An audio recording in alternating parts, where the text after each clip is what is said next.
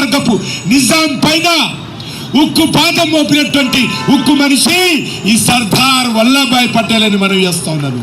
సర్దార్ వల్లభాయ్ పటేల్ ఈ తెలంగాణ గడ్డ మీద సూర్య చంద్రులు ఉన్నంత వరకు కూడా ప్రతి యువకుడు, ప్రతి తెలంగాణ బిడ్డ మరిచిపోడని సందర్భంగా మనం చేస్తున్నాను. ఖచ్చితంగా ఏ రజాకారులైతే ఆ రోజు గ్రామాల మీద పడి గ్రామీణ ప్రజల మీద, హిందువుల మీద ఊచకోత కోస్తా ఉంటే సర్దార్ పటేల్ సైన్యాన్ని పంపించి, యుద్ధ ట్యాంకులు పంపించి ఇక్కడ ఉన్నటువంటి నిజాం ప్రభుత్వాన్ని ఏ రకంగా యుద్ధంలో ఓడించి ఇక్కడ మరి 3 రంగుల జెండా ఎగరేసి ఈ గడ్డ మీద స్వాతంత్రం ఇచ్చినటువంటి అద్భుతమైనటువంటి మహనీయుడు సర్దార్ వల్లభాయ్ పటేల్. ఆయన కోసం భారతీయ జనతా పార్టీ, ఆయన కోసం ఈరున్నటువంటి నరేంద్ర మోడీ గారి నాయకత్వం దేనికైనా సిద్ధంగా ఉన్నాము. అందుకే నేను ఈరోజు తెలంగాణ ప్రజలను కోరుతా ఉన్నాను, ఏ ఒక్క గ్రామము, ఏ ఒక్క రైతు, ఎందుకంటే ఆయన రైతు నాయకుడు, ఏ ఒక్క రైతు, ఏ ఒక్క పాఠశాల ఈ 150 జయంతి సందర్భంగా ఆయన ఉత్సవాలు జరుపుకోకుండా ఉండకూడదు. ఆయన మనకి ఇచ్చినటువంటి స్వేచ్ఛ, ఆయన మనకి ఇచ్చినటువంటి స్వాతంత్రము, ఆయన మనకి ఇచ్చినటువంటి 3 రంగుల జెండా, ఆయన మనకి ఇచ్చినటువంటి భారతదేశం ఐక్యత ప్రతి తెలంగాణ బిడ్డ కూడా మరవకూడదు. అందుకే నేను ఈరోజు ఈ పవిత్రమైనటువంటి సర్దార్ వల్లభాయ్ పటేల్ పాదాల నుంచి తెలంగాణ ప్రజలకు విజ్ఞప్తి చేస్తా ఉన్నాను. ఈ సంవత్సరం అంతా కూడా సర్దార్ వల్లభాయ్ పటేల్ జ్ఞాపకం చేసుకుందాము. ఆయన మనల్ని రక్షించినటువంటి, ఆయన చూపించినటువంటి స్ఫూర్తి, ధైర్యాన్ని జ్ఞాపకం చేసుకుందాము. ఏ నరరూప రాక్షసులైతే, ఏ రజాకారులైతే మన మీద హత్యాకాండ కొనసాగించారో అవన్నీ కూడా ఈ తరానికి, నవతరానికి తెలియజేయాలి.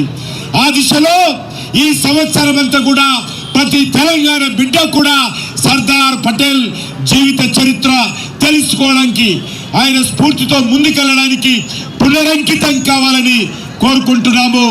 ఎప్పుడు కూడా ఎవరికి భయపడము.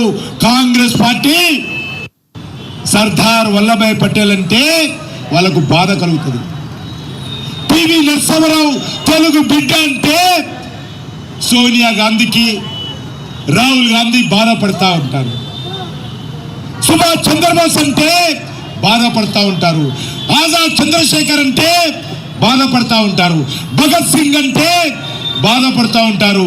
కాంగ్రెస్ కు కావలసింది నెహ్రూ, కాంగ్రెస్ కావాల్సింది కాంగ్రెస్ సంబంధించినటువంటి నెహ్రూ కుటుంబ సభ్యులు తప్ప ఈ దేశం కోసం పనిచేసినటువంటి అల్లూరి సీతారామరాజు అవసరం లేదు, కొమరం భీమ్ అవసరం లేదు, రామ్జీ గోండ్ అవసరం లేదు, వందే మాతరం రామచంద్ర అవసరం లేదు, ఎవరు అవసరం లేదు.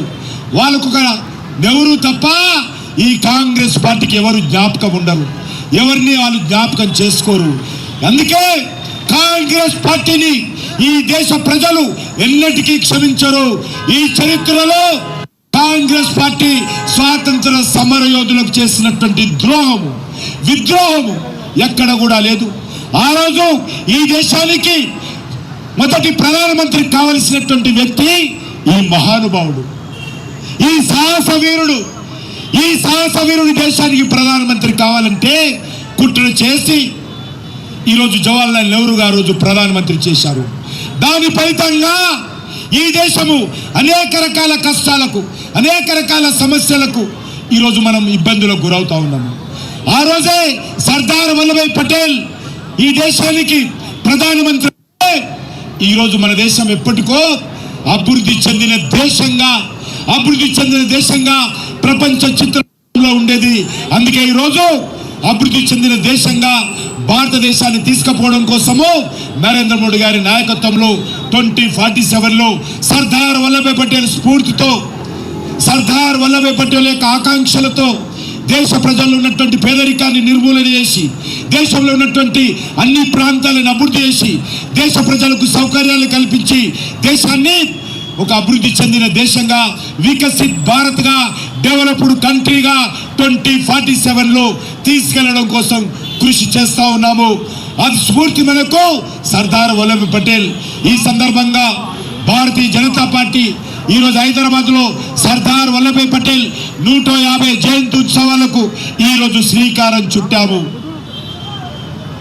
వచ్చే సంవత్సరము అక్టోబర్ 31 వరకు కూడా 2026 31 వరకు 31 అక్టోబర్ వరకు కూడా భారతీయ జనతా పార్టీ కార్యకర్తలు కానీ, ప్రభుత్వం కానీ, విద్యా సంస్థలు కానీ, సామాజిక సంస్థలు కానీ, రాజకీయ నాయకులు కానీ, రాజకీయ పార్టీలు కానీ, ప్రతి కుటుంబం కానీ, ప్రతి రైతు సంఘం కానీ సర్దార్ పటేల్ జన్ స్ఫూర్తితో ఇంటింటికి